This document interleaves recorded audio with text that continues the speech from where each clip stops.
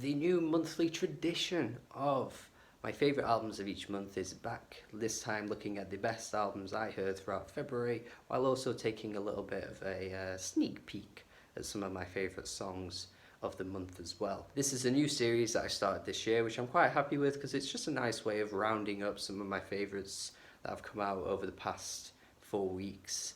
And it just sort of highlights some albums that you may have missed, and you see in this video and you go, oh, I didn't hear that album, so now I'm going to check it out. So yeah, it's cool. Hopefully you get some recommendations from this. Going to start with the Tennis album, an album that I wasn't even really anticipating or didn't really expect a great deal from, because I haven't really checked out much of Tennis's music in the past, but I was pleasantly surprised to find some really well written indie pop tunes. Nothing new for the genre whatsoever, and I think you'd be in the right to say that it might even be generic, pretty stale, but honestly I just found the way that these tracks were written really nice. I thought so many of the melodies were really catchy on this album too.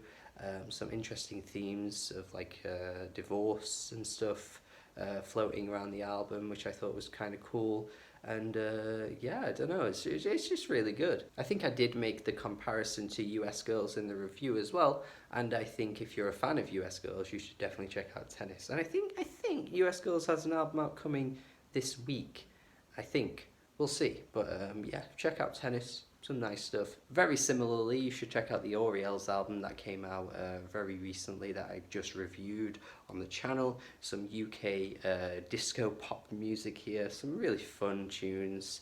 The Orioles are just really good at like capturing some really catchy banging pop tracks, completely wearing their influences on their sleeves, but there's something so charming about the vocalist's voice, I can't really say no to it. It's just a really nice little pop album. Next, I do want to mention the Spanish Love Songs album, which I thought was really great.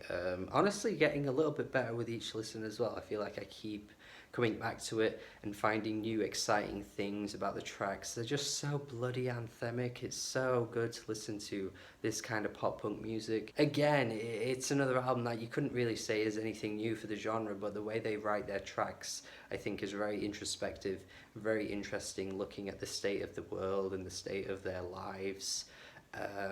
It's an album for the ages. Like, this is very much an album for this current time period with so many problems in regards to mental health. It's just an album that captures all of those feelings and just very much becomes a relatable teenage experience. So if you're a fan of like Jeff Rosenstock or the Wonder Years, the Smith Street Band, all those kinds of like pop punk artists, then you should definitely be checking this out as well. Next, I really want to mention Sign Libra. This was such a great find from Josh, who is of course my podcast partner and runs the Speak and Spell Records, which I'll get into a little bit later on. And this is just some really cool and interesting aquatic new age music. It's honestly so hard to describe at points. I did struggle to sort of capture all my feelings of the album in my review because it is just so interesting to listen to. There's nothing really that I've come across that sounds quite like this, but if you've heard something that is like this, please send it my way because I want to definitely explore some more stuff like this. It's very ambient, it's very blissful, it's just such a great listening experience that I feel like will just be one I keep coming back to as the year goes on, because it'll just constantly just shake my mind and make me go, wow. I want to give a mention to Ali X as well. I think this has definitely been a really cool pop release for 2020 so far, even though there were just a few too many duds in the track listing, which disappointed me a bit.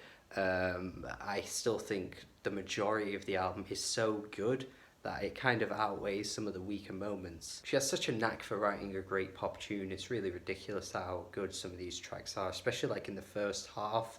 All of the best songs came there, and even on her previous stuff as well, she's had so many great tracks like Prime.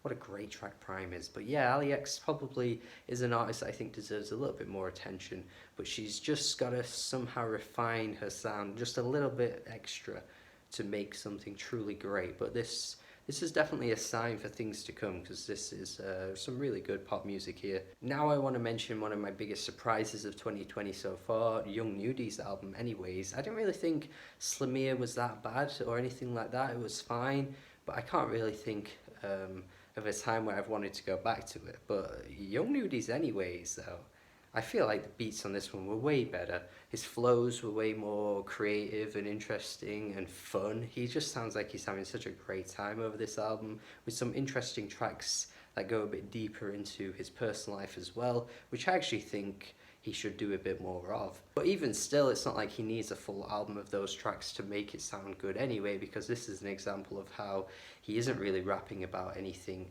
particularly deep, particularly introspective the whole way through, but for an hour long he just managed to keep the energy up the whole way through, which I think is incredibly rare in this day and age, where it feels like trap albums and hip-hop releases just pile on the tracks just for those streaming gains, and eventually you just get to like the 15th track and you're ready to fall a friggin' sleep.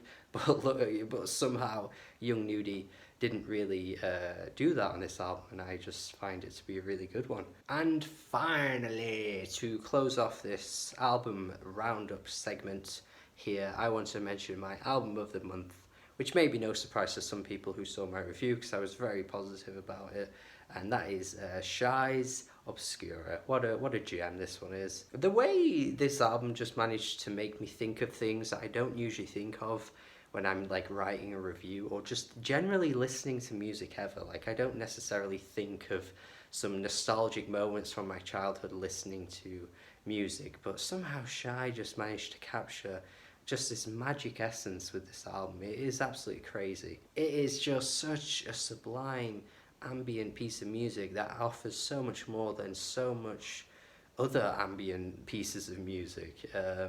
Yeah, what a friggin' great album this is, and it's on Josh's record label as well, Speak and Spell Records.